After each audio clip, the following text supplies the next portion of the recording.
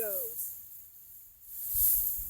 In former times, a king loved nothing better in all the world than to have flax spun.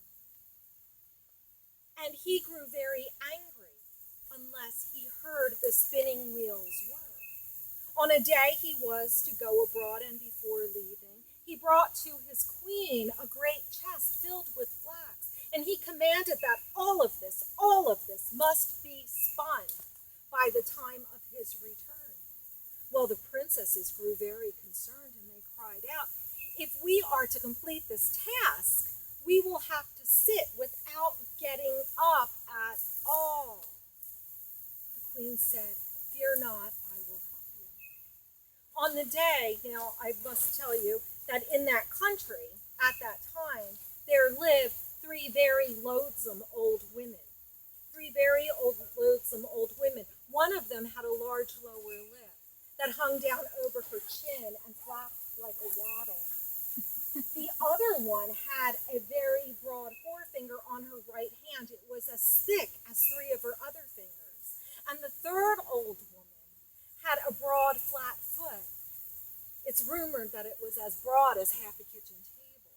On the day when the king was to return back to the palace, the queen called these three loathsome women to her parlor, gave them spinning wheels, and instructed them on how they should answer the king. The king, for his part, even from a long way off, he could hear the spinning wheels whirring, and he prepared himself to praise his princesses once he reached the parlor.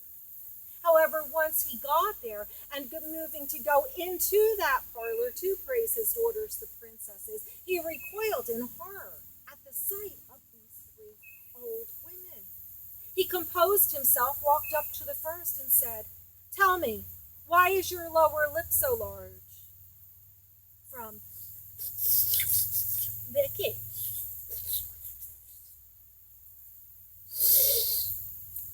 From Vicky.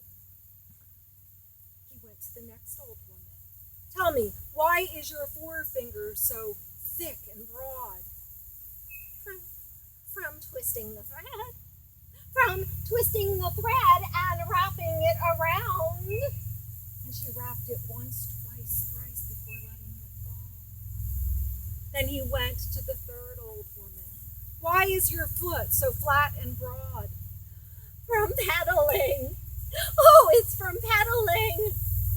And in that moment, in that instant, the king decreed that the queen and his daughters should never again touch a spinning wheel. Thus they were delivered